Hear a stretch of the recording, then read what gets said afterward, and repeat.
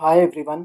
I know अब exam के सिर्फ 20 दिन बाकी हैं और इन 20 दिनों में ये बहुत ज़्यादा ज़रूरी हो जाता है कि आप अपने समय का बिल्कुल सही जगह इस्तेमाल करें। लेकिन इस समय एग्ज़ाम का स्ट्रेस इतना ज़्यादा होता है कि हमें ये समझ में नहीं आता कि कौन सा सब्जेक्ट पहले पढ़ें, कौन सा सब्जेक्ट बाद में पढ़ें।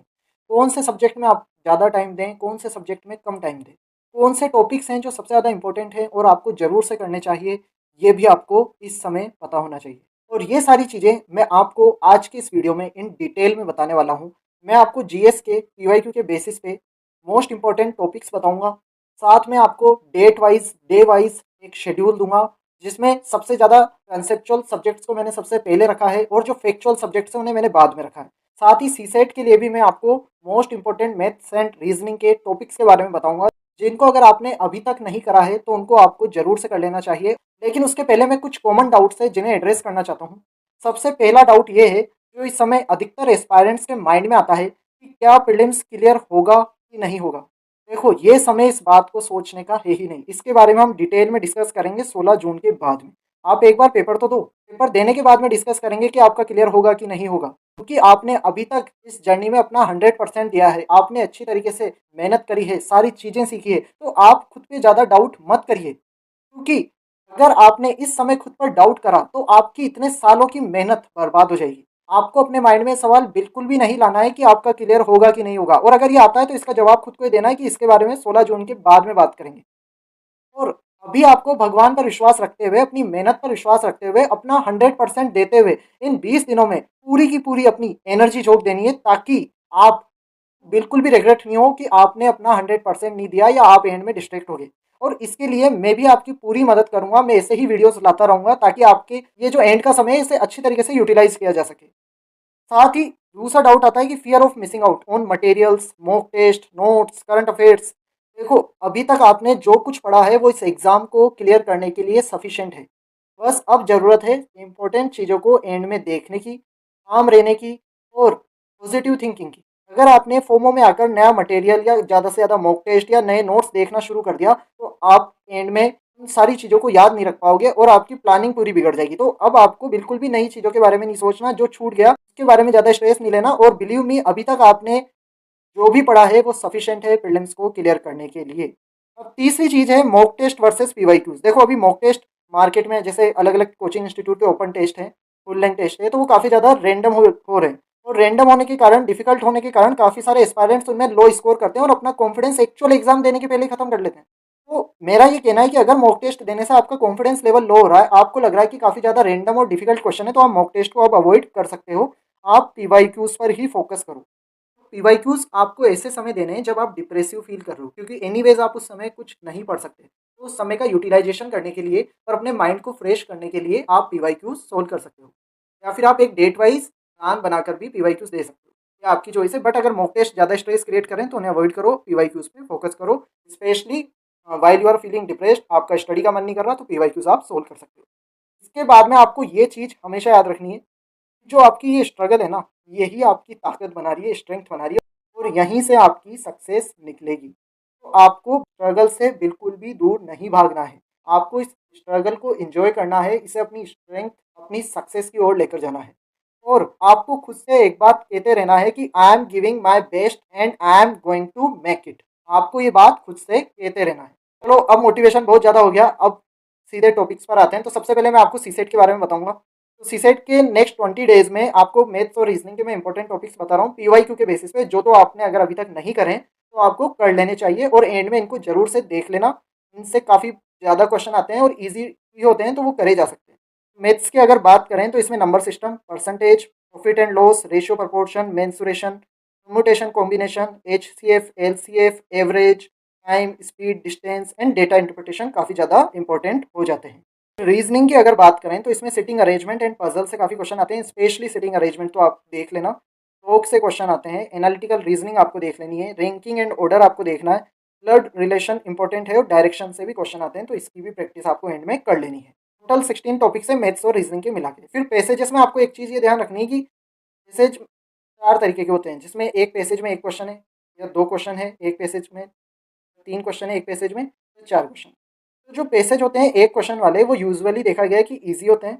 और इनमें 80 से लेकर 90% एक्यूरेसी आपकी जा सकती है, तो ऐसे कि आपको पहले अटेम्प्ट करने की कोशिश करनी चाहिए। साथ में ऐसे पैसेज जिनमें 4 क्वेश्चन है वो भी टारगेट करे जाने चाहिए, क्योंकि अगर आपने एक पैसेज पढ़ा और उसके साथ में आप 4 क्वेश्चन सोल्व कर सकते हो तो आपको काफ़ी ज़्यादा एडवांटेज हो जाता है। तो ये आपको फॉर्मूला अप्लाई करना है कि जिनमें ज़्यादा क्वेश्चन है, जिससे 4 क्वेश्चन है वो वाले आपको करने हैं, और जिसमें एक क्वेश्चन है पैसेज में वो ईजी अगर लगता है तो उसको भी कर लेना। के बाद में लास्ट 20 डेज के लिए जीएस का सब्जेक्ट वाइज इंपॉर्टेंट टॉपिक्स का प्लान है ये। तो इसमें सबसे पहला सब्जेक्ट मैंने लिया है पॉलिटी, बिकॉज पॉलिटी काफ़ी कंसेप्चुअल है। अगर इसे आपने अच्छे से पढ़ा तो इसके क्वेश्चन आप सोल्व भी कर पाओगे। 27 से लेकर 29 मई तक आपको पॉलिटी खत्म करना है, या फिर आप 3 दिन ले सकते हो। देखो यहाँ पे मैंने डेट भी दे रखी है और डेज भी दे रखे हैं। डेट वाइज प्लान से आपको डायरेक्टली पता पड़ जाएगा, और अगर आप खुद के हिसाब से प्लान को डिज़ाइन करना चाहते हो तो आप दिन के अकॉर्डिंग प्लान बना सकते हो। पॉलिटी के लिए आप 3 दिन ले सकते हो, या 27 से 29 तक। इसमें आपको ये जो टॉपिक्स मैंने दे रखे हैं, एग्जीक्यूटिव, फंडामेंटल राइट्स, इनको मैं जूम कर देता हूँ, judiciary, legislature, type of rates, parliamentary proceedings, और ये जो मैंने नंबर ऑफ क्वेश्चन जो पिछले 10 सालों में इनसे आए हैं वो यहाँ पर लिख रखे हैं। तो आप इन टॉपिक्स को जरूर से कर लेना। और ये करंट अफेयर के टॉपिक्स हैं, इनके बारे में मैंने पिछले वीडियो में डिस्कस कर रखा है, तो वो वीडियो भी आप देख सकते हो। मैंने दोनों को यहाँ पे कंबाइन कर दिया है। तो 3 दिन में आपको स्टैटिक के ये टॉपिक्स कवर करने हैं और करंट अफेयर के टॉपिक कवर करने हैं पॉलिटी के। अब इसके बाद में हम इकोनॉमी पर आते हैं। तो इकोनॉमी में आपको 3 दिन देने हैं, और 30 मई से 1 जून तक आपको इकोनॉमी खत्म करनी है। इकोनॉमी के स्टैटिक पोर्शन की बात करें तो उसमें money and banking, reports and indices, RBI, balance of payment, foreign exchange, digital payments, inflation, unemployment, bonds, equity, इन सारी चीज़ों से काफ़ी बार क्वेश्चन आए हैं। तो ये सारे आप देख लेना, और मैंने कितने क्वेश्चन आए ये भी यहाँ पे मेंशन कर रखा है। और फिर इकोनॉमी के करंट अफेयर टॉपिक्स ये हैं। साथ में ग्लोबल इकोनॉमी के जो करंट अफेयर के टॉपिक्स हैं वो यहाँ पे मैंने मेंशन करके इनको भी आपको कवर कर लेना है। तो 3 दिन में आपको स्टैटिक के ये और करंट अफेयर के ये टॉपिक्स कवर करने हैं। ये अगर आपने कर लिए इतना सफिशिएंट है, क्योंकि एनीवेज आप पूरा सिलेबस तो नहीं कर सकते। तो वो टॉपिक्स कर लो जिनसे सबसे ज़्यादा क्वेश्चन देखे गए हैं या जिनसे क्वेश्चन आने के चांसेस हैं। इसके बाद में हम बात करते हैं ज्योग्राफी की। तो ज्योग्राफी में आपको 2 दिन देने हैं, या 2 जून से 3 जून तक आपको ज्योग्राफी खत्म कर लेनी है। ज्योग्राफी में सबसे इंपॉर्टेंट है climatology, oceanography and then rivers. उसके बाद में मैपिंग इंडिया की सबसे ज़्यादा इंपॉर्टेंट है, फिर मिडल ईस्ट की, और फिर places in news. Places in news सारे यहाँ पे मैंने मेंशन कर रखे हैं, इनको आप कवर कर लेना। ये सबसे ज़्यादा मोस्ट इंपॉर्टेंट लोकेशन है जिनसे क्वेश्चन आने के चांसेस है। इसके बाद में मॉडर्न हिस्ट्री आपको करना है 2 दिन के अंदर, 4 एंड 5 जून को। तो मॉडर्न हिस्ट्री में आपको मेनली जो मोस्ट इंपॉर्टेंट चीज़ें वो है पर्सनैलिटी रिलेटेड क्वेश्चन, जैसे बुक्स, कंट्रीब्यूशन, किसने कौन सी किताब लिखी, न्यूज़पेपर, इनसे क्वेश्चन आते हैं। 11 क्वेश्चन देखे गए हैं पिछले 10 सालों में, तो ये काफ़ी इंपॉर्टेंट है, फैक्चुअल है, इसे देख लेना। कॉलोनियल पॉलिसीज़, ब्रिटिश लॉज, ये सब आप देख लेना, वेरियस एक्ट्स एंड पॉलिसीज़। फिर गांधी जी के जितने भी मूवमेंट थे वो काफ़ी इंपॉर्टेंट है। कांग्रेस से रिलेटेड जो भी चीज़ें हैं, प्रेसिडेंट, सेशन, कुछ एक्टिविटीज़, ये इंपॉर्टेंट है। फिर 1940 के बाद के जो इवेंट है वो इंपॉर्टेंट है, उनको करना। फिर 1920 से 1940 के इवेंट्स, फिर गवर्नर जनरल, और फिर उसके बाद में ये जो ट्राइबल, पीजेंट, वर्किंग क्लास के मूवमेंट है, इनसे 3 ही क्वेश्चन आए, और ये फैक्चुअल बहुत ज़्यादा है तो इसका ज़्यादा स्ट्रेस मत लेना। इसके बाद में आपको इन्वायरमेंट एंड इकोलॉजी करना है। देखो इन्वायरमेंट इकोलॉजी मैंने इसलिए बाद में रखा है क्योंकि इसमें काफ़ी ज़्यादा फैक्चुअल चीज़ें हैं, और फैक्चुअल चीज़ें अगर आप एंड में पढ़ोगे तो आपको याद रहने के ज़्यादा चांस है। और कंसेप्चुअल चीज़ें मैंने पहले रखी है, जैसे पॉलिटी, ताकि आप उसको याद रख पाओगे। अगर आपने पहले भी पढ़ लिया, कंसेप्ट आपको बाद तक याद रहते हैं। इसमें आपको 3 दिन लगाकर 6 से लेकर 8 जून तक इसे खत्म करना है। सस्टेनेबल डेवलपमेंट, ग्रीन इनिशिएटिव, ये सबसे ज़्यादा इंपॉर्टेंट टॉपिक है इन्वायरमेंट में। इससे 17 क्वेश्चंस देखे गए हैं पिछले 10 सालों में। फिर इन्वायरमेंट से रिलेटेड जितने भी लॉज हैं, रेगुलेटरी बॉडीज़ है, वो आपको पढ़ लेनी है। इंटरनेशनल लेवल पे जो भी रेगुलेटरी बॉडीज़ हैं, पॉलिसीज़ है, वो आपको देख लेनी है। जो रिसेंट इनिशिएटिव्स है वो आपको देखने हैं। फिर नेशनल लेवल पर भी जो रेगुलेटरी बॉडीज़ हैं, पॉलिसीज़ है, लॉज हैं, वो आपको देखने हैं। फिर पोल्यूशन, पोल्यूटेंट्स, पोल्यूटिंग गैसेस, ये आपको देखनी है। जो टर्म्स रहती है इन्वायरमेंट रिलेटेड, आपके न्यूज़ में भी रहती है और स्टैटिक की भी रहती है, उनको आप कवर कर लेना। फिर biodiversity, conservation, wild life sanctuary, national park, ये फैक्चुअल टॉपिक है, इसे सबसे एंड में आप पढ़ सकते हो। और इसका ज़्यादा स्ट्रेस नहीं लेना, क्योंकि पिछले 10 सालों में सिर्फ 5 क्वेश्चन आए, तो इतना ज़्यादा भी इसका वेटेज नहीं है, और ये फैक्चुअल भी बहुत ज़्यादा। करंट अफेयर के टॉपिक मैंने यहाँ पे मेंशन कर रखे हैं, इसको मैंने पिछले वीडियो में भी एक्सप्लेन करा था।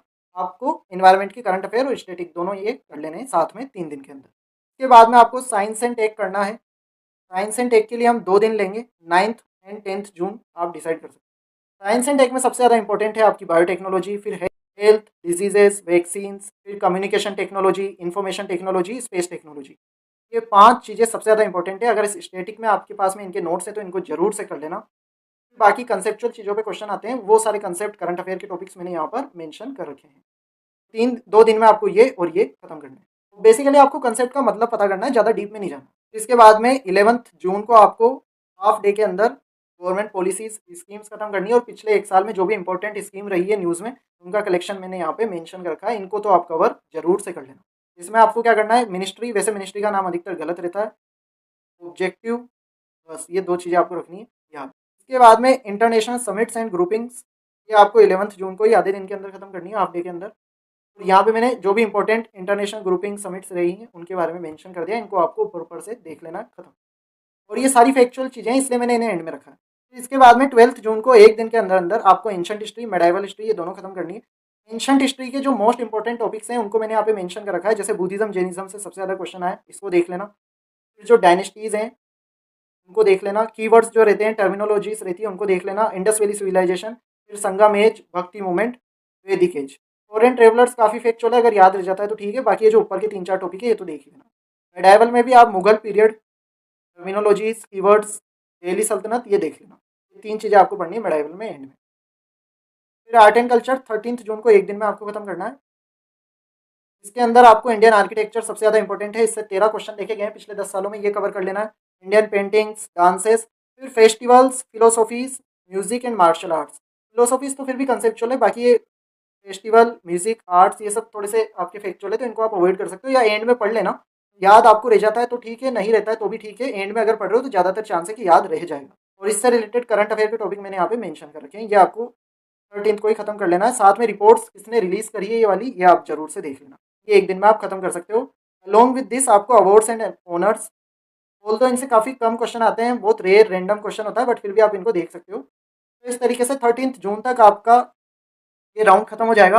14th 15th को आप रिलैक्स करना, या जो भी आपको लगता है कुछ छूट गया वो आप कर लेना।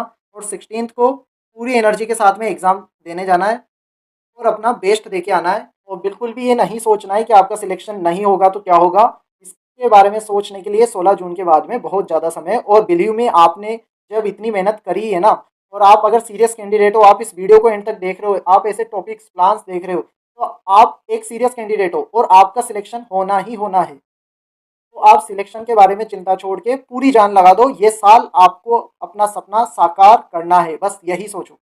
And all the best for your exam. If you need any help, just ask me in the comment box. I will try to help you in every way possible. And thanks for watching this video till the end.